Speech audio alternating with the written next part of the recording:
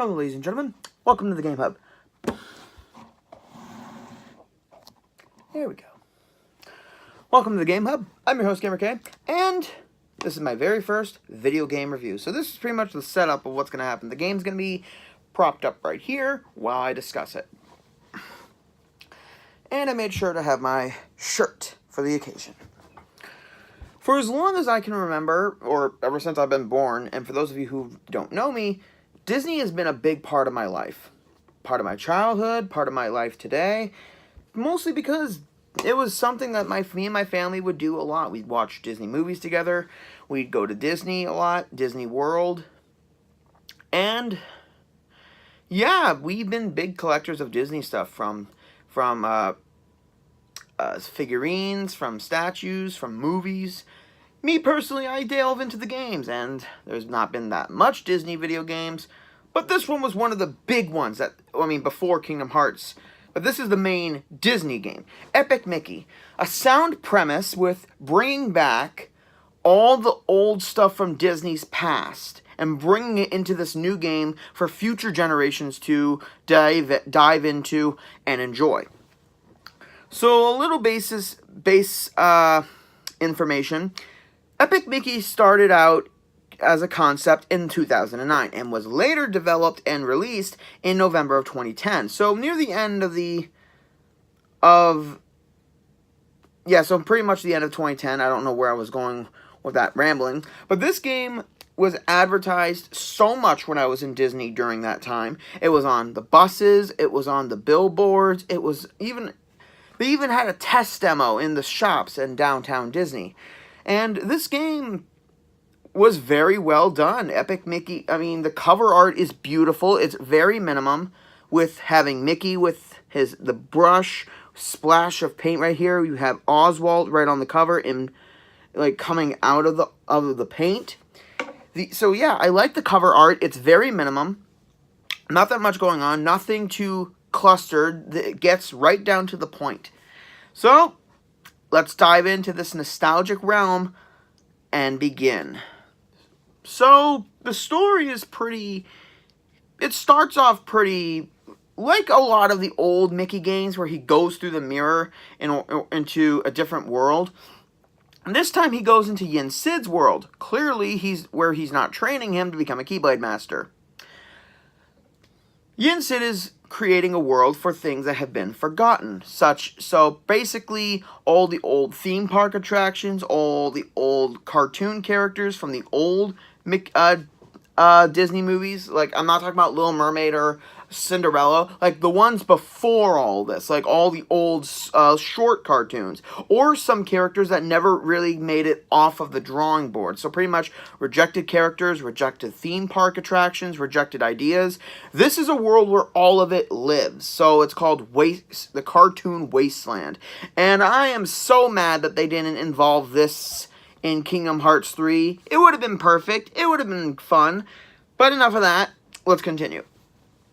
So pretty much, after putting the paintbrush away, Yin Sid leaves, and Mickey decides to screw around. Yeah. King Mickey from Kingdom Hearts is screwing around with another world. Yeah, clearly these are two separate events here. So as Mickey's goofing off, a giant ink blot develops, and as Mickey tries to fix it, it grows bigger and bigger and becomes alive. For those of you who remember old Disney cartoons or Disney's House of Mouse, this would be the Phantom Blot, pretty much. Well, at least he doesn't look like a rejected Scooby-Doo villain. So after throwing thinner on the blot, Mickey puts everything into the thinner jar in the jug and thinks everything is fine until the portal to Wasteland opens up and the jug falls. And so pretty much years later, or what seems to be years, we see the fame of Mickey as he's becomes more famous over the years. And in this turn, the Phantom Blot Hand reaches for Mickey through the mirror and pulls him into Wasteland. So this is where the adventure begins. We are strapped down to the Mad Doctor's device, and this Swiss Army robot comes out, which is kind of funny and somewhat humorous. And then we get a little QTE into the gameplay. So basically, so the story is pretty much we gotta escape Wasteland while helping the people in it. So it's pretty much that kind of adventure game. It's got a lot of somewhat puzzle solving sections which are really fun. And a big thing about this game is back in 2010, choice-based games weren't really that big of a thing. I mean, they were with some games, but not mainstream. So Epic Mickey's choice system develops on you either choosing to help this character or you helping this character. Or, depending if you use paint or thinner to progress through the game. And depending on other choices you make, you'll either get more paint, which is our good choices, or thinner, which are the bad choices. Now, the mechanic of having Mickey fight using the Crash Bandicoot spin attack is kind of humorous. But you also get the magic brush. So this is how it works. Anytime there's something in the world that needs to be added, like fixed, you use paint. Anything that you want to destroy, you use the thinner. Now, both actions have consequences. Not big consequences, mind you, but some consequences will affect other characters' perception of you. And it will either give you rewards or... Like, this is the weird thing. It doesn't matter if you do good or bad things. You get rewarded either way, but it's up to you for your choice of the game, which I love. There's also a large portion of platforming in this game, which I'm okay with. It kind of feels like that in those nostalgic games where platforming was pretty much all you could do to get to the next level. Now, the gameplay is basically simple, and as you go, you learn about more stuff of how to use the spirits, how to use the sketches to your advantage. The sketches, I think, could have been better accessed through the game, but it's okay. It doesn't really hinder that much in the gameplay. Now, for level design, all these the entire world is pretty much Magic Kingdom if it was for the old stuff, which I really love. They get every section right. They have Fantasyland being the Gremlin Village, where it's pretty much a small world themed area, which is really fun. Main Street is obviously Main Street USA, which is basically the hub world where you can go to the shops, you can go talk with other characters. Although I say the word talk, but there's no real voices in the game. It's pretty much just mumble sounds and as you read text. So kind of like an old school game, which I really like. Although they were to fix that problem in Epic Mickey 2, where they actually give voice actors. Now, the other level designs also come in the form of Space Paranoids being Tomorrowland, Ventureland being Adventureland, and Bog Easy being the place with the with Louisiana and the Haunted Mansion. We don't get to go to the castle pretty much. It's pretty much the start level and it's the end level, so we don't really get to explore that much. And the way they twist everything to make it fit for this game, it's beautiful. It's kind of worn down because everything's been under attack by the Blot and his minions.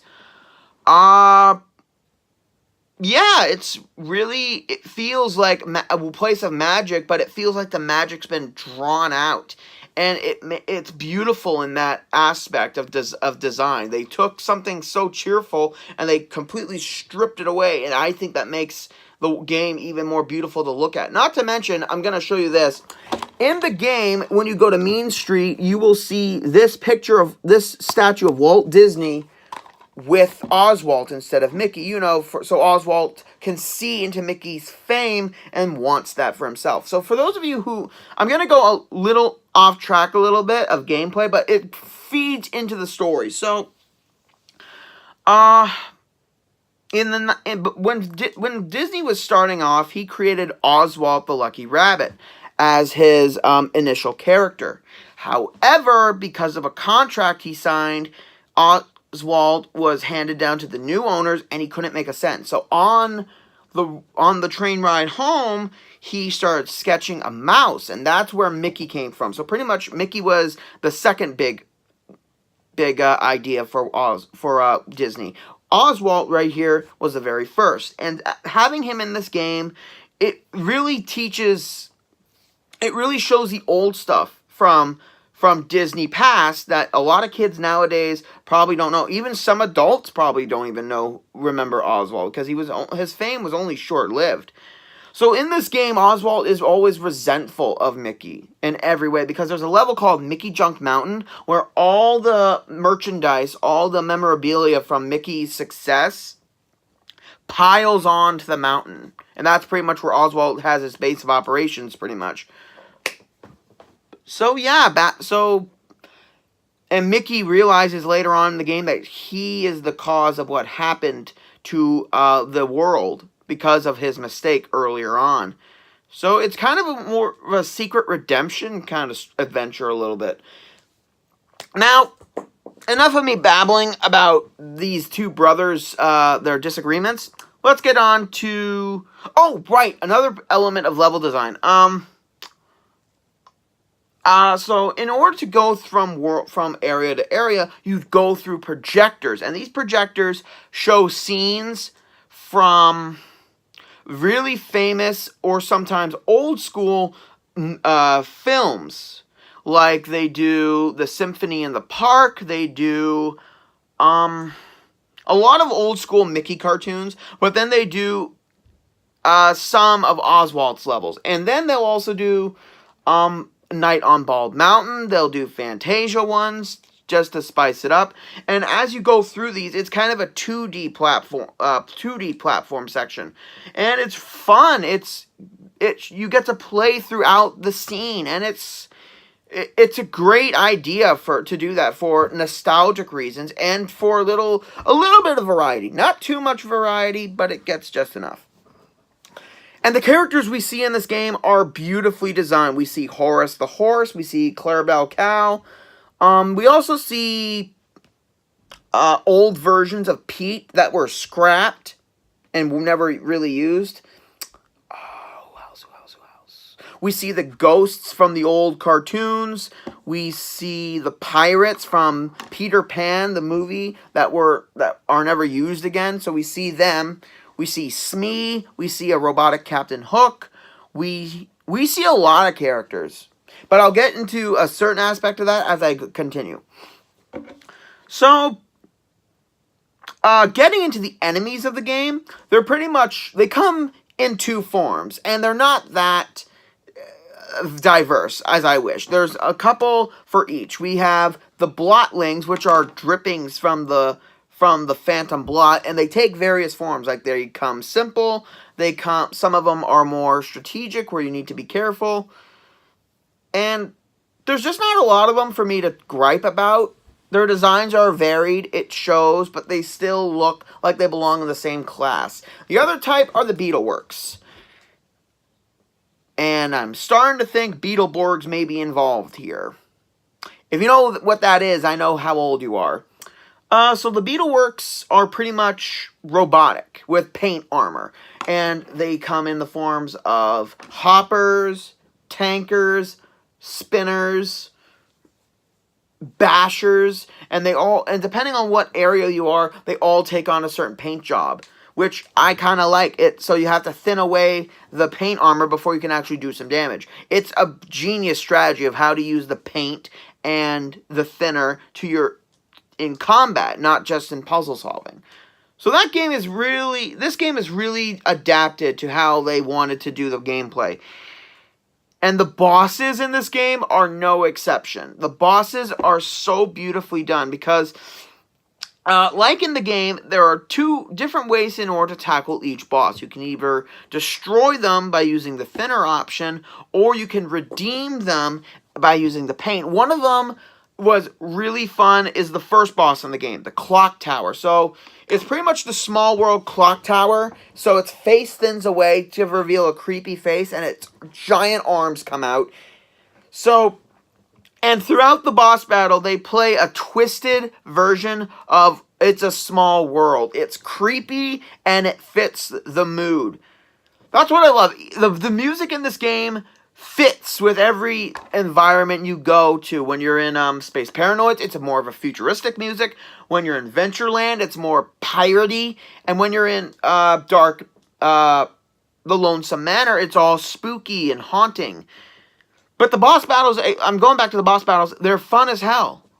They're fun to see. You get the Clock Tower, you get Pete Tronic, which is Pete and Tron combined in a fun way of kind of like how you fought the MCP a little bit, but fun.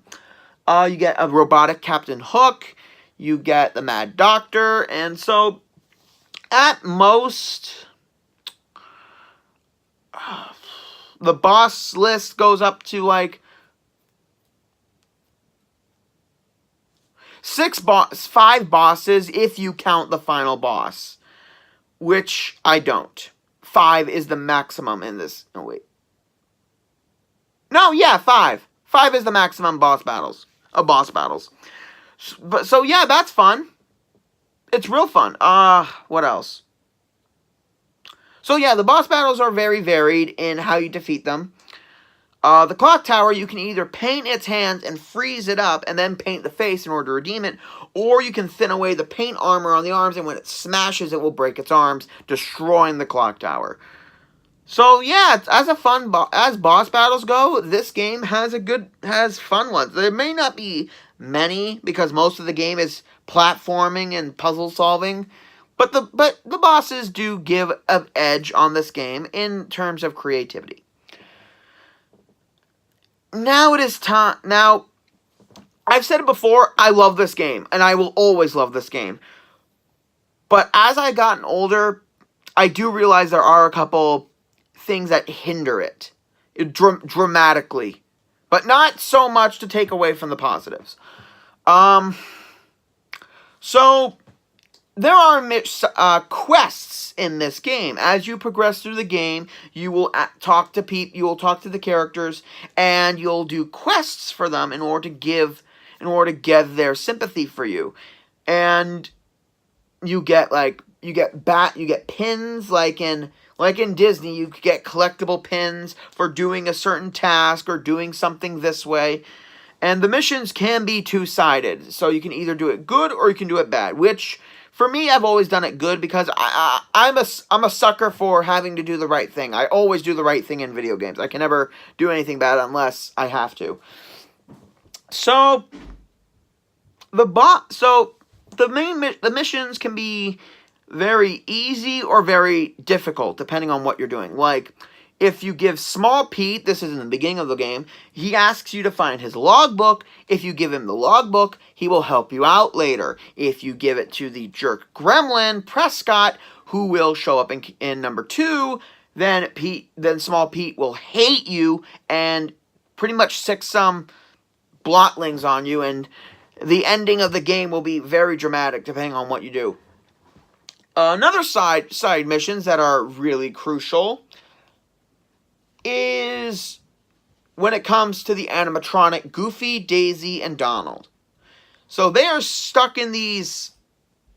So in Oztown, in Ventureland, and in Bog Easy, you see their heads in what kind of looks like those head jars from Futurama for some reason. I don't know why they're here. They must have gotten thrown out with the trash. So they ask you to find their body parts, and they each have 5 body parts. About 4 body parts each. The torso with one leg, and then the 2 arms. So you gotta find them in certain areas of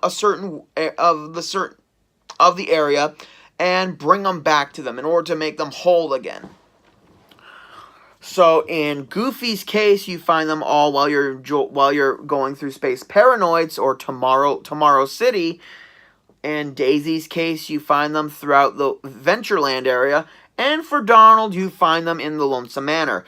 Another kind of find it and bring it back mission. That's pretty much kind of the theme in this game, is Horace asks you to solve certain cases, one of them being finding the hatchet that was used to murder someone in the Lonesome Manor. This actually goes into the Lonesome Manor story a little bit. But here's the problem with this game a little bit. One of the big problems is no backtracking. You cannot backtrack. I mean, you can go back to the hub area of each of the other sections of the game, but you can't go through the main, like, the adventure parts. Like, you can't go to Port Royal, you can't go back to the Lonesome Manor. So once you go through a projector, you're not allowed to come back. You cannot come back. That's why it isn't... I mean, if you are a player who doesn't go through every area of a certain level, then you're pretty much screwed, because you need to find these items in order to complete these missions. Or you can be a jerk and abandon these characters. That's not the best way to go. But, yeah, so if you don't find all the parts and you leave, you're pretty much screwed. Oh, wait, if you go to the shops, you can purchase the parts for tickets. Tickets are pretty much the currency for this level, for this game. And they cost a lot. So unless you've been hoarding tickets like some kid at a carnival, you're pretty much screwed. So that's what I'm talking about, the problem with no backtracking. Yeah, backtracking does not exist in this game, and it sucks. Because you want to go back to those... I mean, why design these beautiful, beautiful environments and not have you go back there? Like, you can't go back to the Skull Rock, you can't go back... Like I said, you can't go back to Tomorrow City. Once you complete Tomorrow City, it's done. You don't go back there. And it sucks, because it's such a beautifully designed levels that you want to experience them. You want to go back. This problem is fixed with Epic Mickey 2, but I'll get to that when I review it. So yeah, pretty much to sum it up, the story is brilliantly done. It tries to throw some cliches your way, but it doesn't hinder the story. Gameplay is beautifully done with its combat system. I say combat, but it's what it is. It's combat system. Its platforming system. Its puzzle solving design is wonderful. If sometimes a little too tedious sometimes, because you feel like you're doing the same thing over again, just in a different environment. The enemies and bosses are not as varied as I want, but they do the job. The bosses are phenomenal as always. I will always, if I can, watch a video of the bosses just to kind of relive it, or if I can, I'll replay it.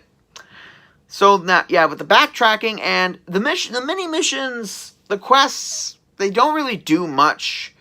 They just improve every character. Like, there's not that much fun ones. I can only think of, like, only a good dozen that come off the top of my head, because they all involve retrieving Donald, Daisy, and Goofy's body parts. That's it.